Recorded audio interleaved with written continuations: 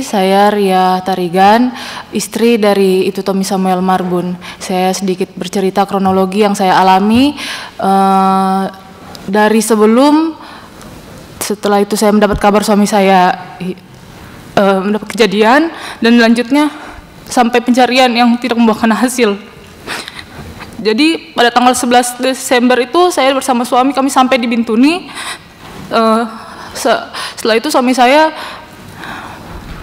mempersiapkan operasi ini. Jadi dia mempersiapkan pasukan, dia mempersiapkan senjata dan sebagainya.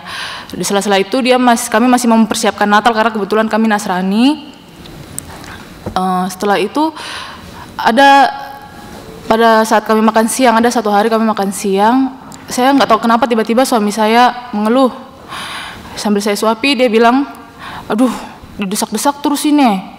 Terus saya bilang, "Sama siapa?" "Sama Kapolres, karena sebelum TR keluar." Dia bilang seperti itu penyampaiannya kepada saya. Mengejar Bapak Kapolres, penyampaian suami saya ke saya, mengejar Kapolres, mengejar Kombes. Penyampaian seperti itu. Selanjutnya, hari-hari berjalan seperti biasa, suami saya mempersiapkan pasukan. Tanggal 15 Desember, di pagi hari, suami saya sempat mau ajak saya bicara empat mata, tapi itu karena berhubung jam makan siang dan saya lagi di dalam mobil, kondisinya saya sudah mau pergi sama anak saya mau beli makan. Di situ dia bilang, "Sini Mami ngobrol empat mata dulu." Terus saya bilang, sabar nanti pulang dari bis beli makan kita ngobrol," aku bilang gitu kan. Terus habis itu pulang dari beli makan ternyata dia sudah tidak ada, pergi keluar. Sorenya dia pulang, terus saya tanya, "Tadi mau ngobrol apa?" Tapi dia bilang, "Nggak jadi," katanya. Terus dia bilang, "Mami nanti kirim uang transfer ya, 30. Terus saya protes kan, "Uang transfer apa lagi?" Terus dia bilang, "Habis ini didesak-desak tapi tidak kasih modal." Yang di situ saya duga pembicaraan suami saya itu ditujukan oleh Kapolres. Terus setelah itu berlanjut, saya telepon mertua saya untuk suami saya mau berpamitan kan, mau pergi, kita berdua bersama. Di situ yang buat saya agak merasa kenapa ya? Soalnya setelah berdoa, Gini, Bu, suami saya sedikit. Tadi uang transfer itu untuk apa, Bu? Bisa dijelaskan lebih lanjut lagi? Suami saya infonya bilang ke saya untuk uang transportasi mobil Hilux untuk naik ke operasi ini, untuk menjalankan operasi. Di situ makanya saya protes kenapa pakai uang pribadi untuk menjalankan operasi. Terus setelah itu kami berdoa. Di situ suami saya kan sudah biasa masuk hutan, tapi di sini pas kami berdoa kenapa dia seperti menangis. Terus saya bilang, "Papi takut, kok takut nggak usah pergi," saya bilang begitu. Terus dia cuma ketawa-ketawa, dia senyum-senyum ketawa, dia bilang, tidak seperti itu. Terus dia pamit bersama keluarga, dia pergi ke rumahnya Pak Roland sebagai titik kumpul di sana. Terus saya dapat chat sekitar jam 8 malam. Di situ suami saya chat, bilang, "Mami, ini nanti transfer ke sini ya uang transportnya." Dia kirim nomor rekening kan, sudah saya transfer ke sana. Setelah itu suami saya memang sempat singgah sekitar jam 10 atau 11 malam itu sempat singgah ke rumah. Tapi cuma ambil kebutuhan baju, setelah itu langsung pergi. Setelah itu suami saya sempat bilang nanti kalau ada sinyal baru dikabarin. Selanjutnya tanggal 18 itu Bapak Wakapolres dan Ibu Wakapolres datang ke rumah saya sekitar jam 1.30 siang menginformasikan kalau suami saya longbootnya terbalik. Pada saat itu informasi yang pertama saya dapat itu longbootnya terbalik. Terus saya tanya, "Siapa yang lihat? Tahu dari mana informasinya?" Terus dia bilang, Bapak Waka bilang, "Dek, informasinya belum jelas, tapi katanya dari tim yang sudah longboot yang satunya bilang mereka lihat perahunya Tommy terbalik tapi orang-orangnya nggak ada." Itu informasi pertama yang saya dapat. Terus saya sampaikan juga ke mertua saya, ke keluarga saya seperti itu. Setelah itu jam 3 siang saya dapat telepon dari Ibu Kapolres. Ibu Kapolres menyampaikan semangat seperti itu kan. Terus hal pertama yang saya pikirkan pada saat itu adalah helikopter dan drone untuk penyelamatan nyawa suami saya. Itu hal pertama yang saya pikirkan.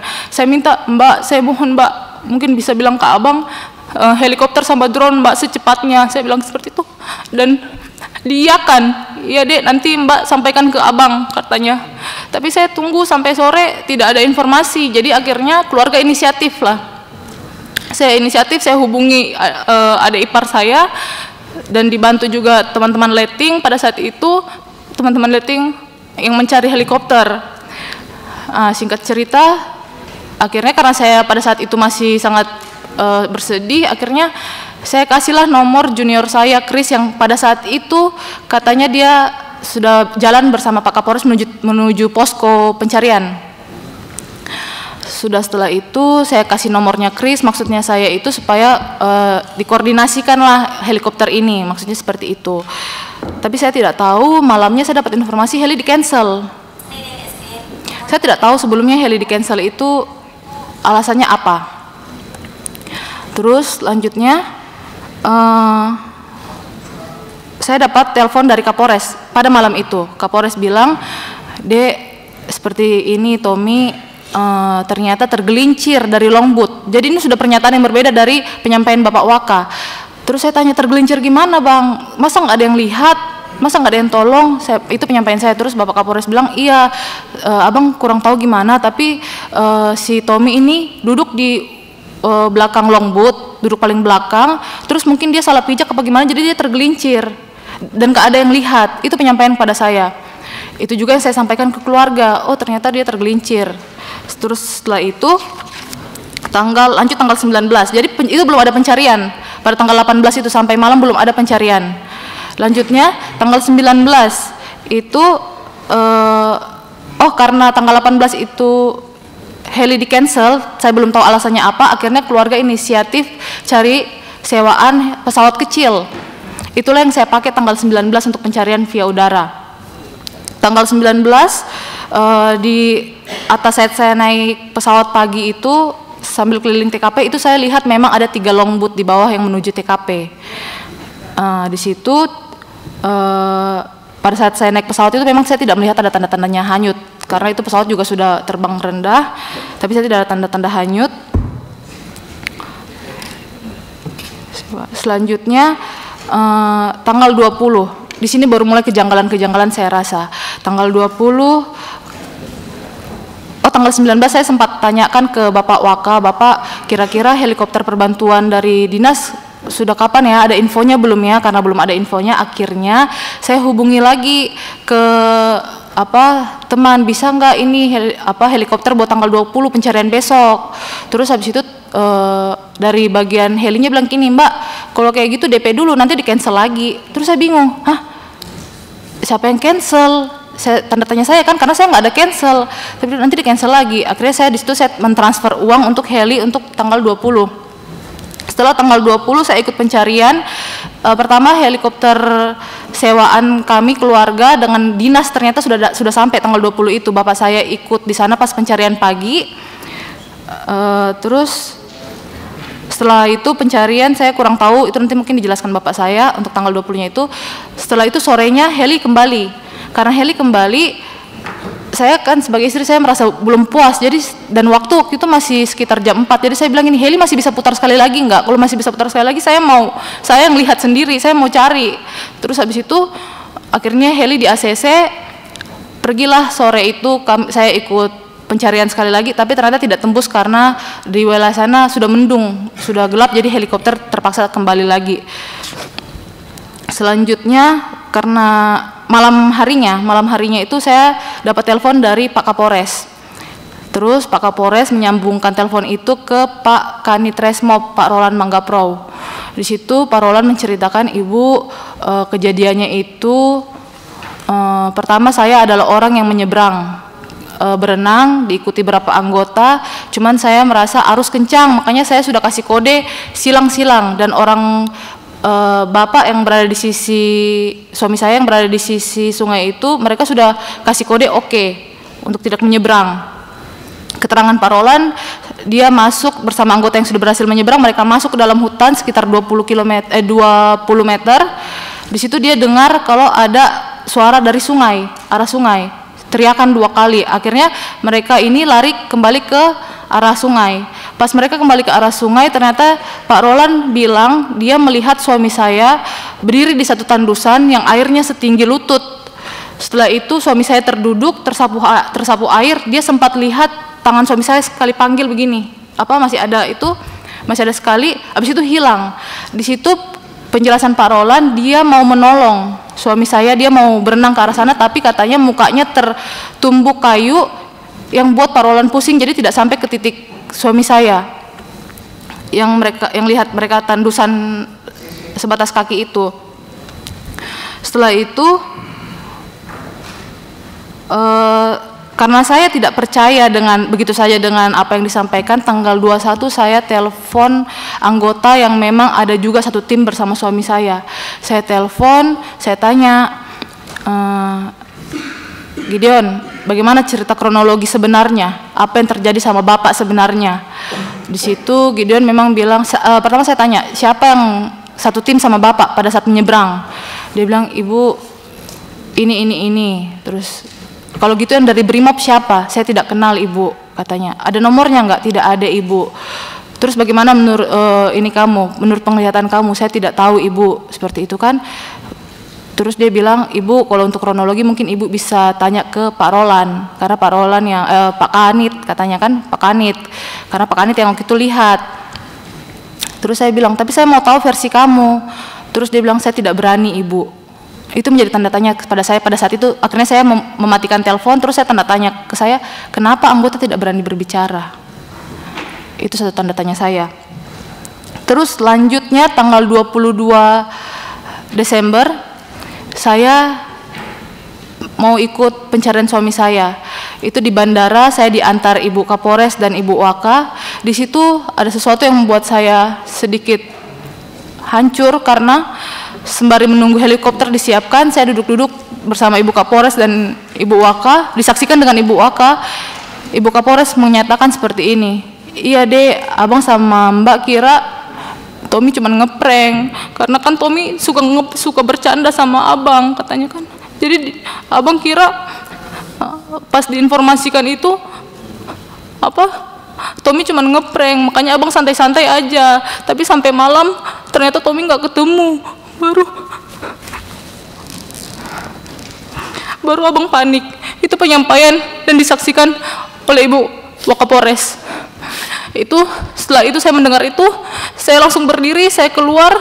Saya sedikit hancur sebagai seorang junior karena selama ini suami saya sangat-sangat setia sekali untuk Bapak dan Ibu Kapolres. Tapi di situ saya merasa nyawa suami saya dianggap remeh. Setelah itu saya ngobrol bersama Pak Roland di luar ruang tunggu. Kami bertatapan jarak seperti ini. Saya tanya Pak Roland, bagaimana Pak Roland? Terus iya Ibu begini. Terus saya lihat kan, karena penyampaian Pak Roland kan katanya dia mau menolong suami saya, tapi mukanya tertumbuk kayu. Jadi saya pikir, oh berarti kalau itu minimal pasti ada bekasnya. Harus kayu besar dong yang buat kita pusing sampai tidak bisa melakukan pertolongan. Saya lihat mukanya, saya perhatikan. Di situ saya tidak mendapatkan tanda lecet atau memar sedikit pun. Setelah itu saya lanjut naik helikopter. Kami diturunkan di posko. Dari posko kami pergi ke daerah mau untuk naik longboat. Dari situ kami pergi ke Muara Rawara. Kali Rawara ini dia jaraknya dari TKP ke Kali Rawara itu sekitar kurang lebih 10 jam. Jadi masih jauh sekali. Kami di situ di drop naik longboat, kami di situ melakukan prosesi adat dan ada pencarian sedikit di area sekitar. Setelah itu sampai sore hari akhirnya saya balik karena saya ada anak kecil, jadi saya tidak bisa terlalu malam sampai di sana. Saya pulang. Selanjutnya tanggal 22 Desember. Jadi tanggal 21, 22 Bapak saya melanjutkan pencarian bersama Bapak Kapolres. Itu saya di rumah saja. Tanggal 22 saya dapat voice note dari Ibu Kapolres. Kalau berkenan didengarkan, biar saya dengarkan. Di situ pernyataan dari Bapak Kapolres menyampaikan bahwasannya mereka yang ada di TKP itu hampir disanggung oleh KKB. Terus di situ karena pas pada saat itu bapak saya juga ada di situ, saya cross check lah ke bapak saya, Pak, benar nggak ini yang disampaikan Bapak Kapolres kepada keluarga? Di situ bapak saya bilang ini, oh tidak, itu tuh cuman penglihatan spiritual, cuman penglihatan paranormal. Tapi itu yang disampaikan ke keluarga. Kalau berkenan saya mau dengarkan. Ya, silakan Bu.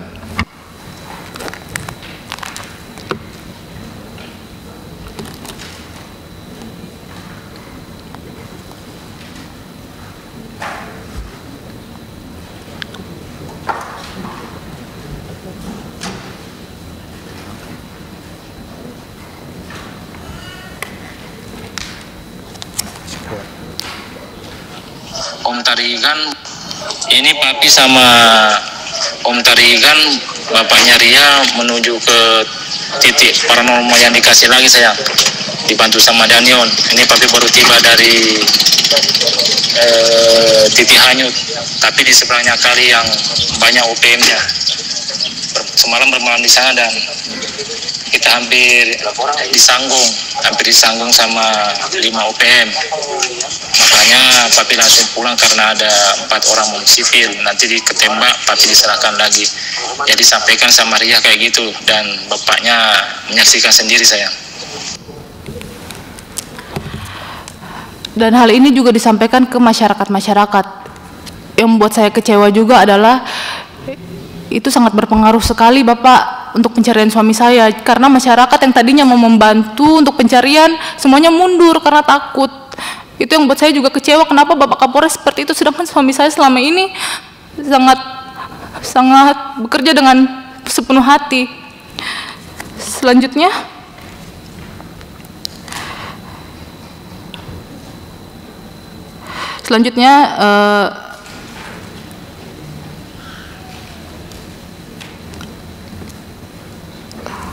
oh ya, tanggal 23 itu yang saya ikut pencarian itu sudah tidak ada lagi, belum pernah lagi saya ikut pencarian sampai pencarian itu berakhir. Selanjutnya bulan Januari, pemberhentian pencarian kan sementara tanggal 31 Desember. Kapolres menjanjikan kepada pihak keluarga akan ada pencarian tahap 2. Terus keluarga kami menunggulah akhirnya kan. Pada saat itu Pak Kapolres bilang, nanti ya Dek, ini habis paparan, nanti ada informasinya kami sampaikan. Tapi ternyata hasil paparan juga tidak disampaikan kepada keluarga. Terus saya tanya ke Bapak Kapolres, Pak, kira-kira bagaimana pencarian tahap selanjutnya? Di situ Pak Kapolres bilang, Dek, nanti tunggu sprint dari Kapolda. Selanjutnya saya sempat akhirnya menchat Bapak Kapolda, izin Bapak, saya mau bertanya soal kelanjutan pencarian suami saya. Soalnya di sini Bapak Kapolres mengatakan menunggu sprint dari Bapak. Di situ Bapak Kapolda memang menjawab sprint yang lama masih berlaku. Itu sudah saya sampaikan juga ke Bapak Kapolres, tapi Pak Kapolres bilang nggak bisa Dek, karena itu kan tanggal 31 batas sprint. Akhirnya oh ya sudah, Pak Kapolres bilang tunggulah Dek ya, nanti diinfokan. Baik Bang, saya bilang pada saat itu. Terus selanjutnya dibilang, Dek, nanti hari Jumat nanti Dek, di bulan Januari itu melakukan pencarian lagi. Siap. Hari Jumat kok diundur lagi, dibilang Dek nanti hari Senin lagi Dek, gitu kan, diundur-undur terus sampai tidak ada kejelasan. Akhirnya saya datang ke Polres pada tanggal 21 Januari, saya bertanya ke Bapak Kapolres soal sprint, tapi memang tidak mendapatkan jawaban.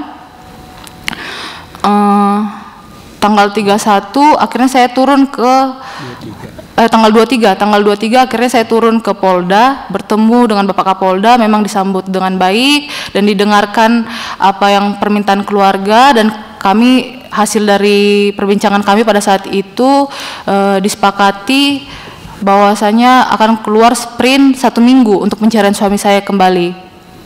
Itu sprintnya kalau tidak salah dari tanggal 27 sampai 31 Januari harusnya. Setelah itu Bapak Kapolda juga sempat menyampaikan kalau sesuai aturan itu kalau misalnya suami saya hilang, benar-benar hilang tanpa jejak, tidak ada kejelasan lagi, nanti penetapan statusnya itu tanggal 19 Desember 2025. Saya sempat tanya statusnya apa ya Pak kalau seperti itu, dibilang hilang dalam tugas. Tapi kan kalau seperti itu, saya kan punya anak kecil, kalau hilang dalam tugas saja seperti itu, Mana? Saya harus jelasin apa? Kalau mau bilang suami saya udah almarhum, mana? Saya mau tunjukin ke anak saya makam bapaknya, gimana? Tidak ada kejelasan kan? Kalau cuman dari dinas menyatakan hilang dalam tugas seperti itu. Makanya saya waktu itu memang saya sempat mohon kepada Bapak Kapolda, tolong Pak keluarkan sprint karena anak saya butuh kejelasan. Kalau misalnya ternyata suami saya masih hidup dan dia lagi bertahan di hutan bagaimana? Karena selama 2 minggu itu helikopter bolak-balik tidak ada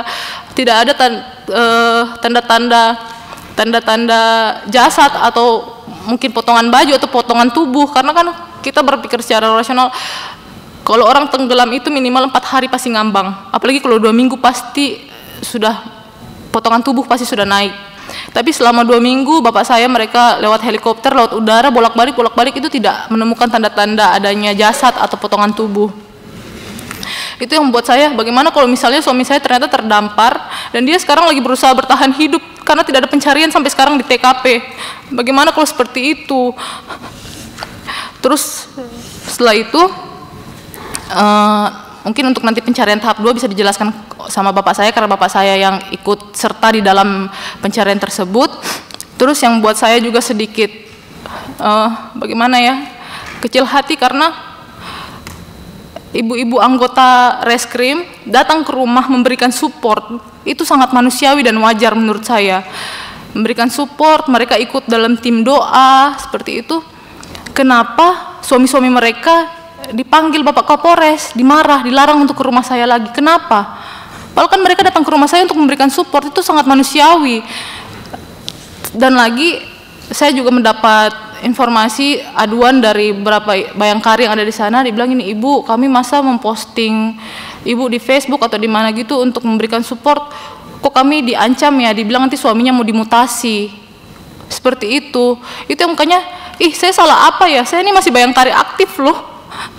Dan pada saat suami saya masih ada, kegiatan bayangkari semua saya ikut dengan baik, saya jalankan dengan baik. Tapi kenapa di saat seperti ini bahkan datang ke rumah saya saja dilarang? Kenapa? Ada apa?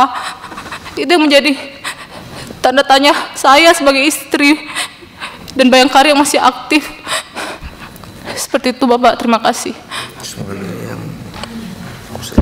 Ada lagi dari pihak keluarga?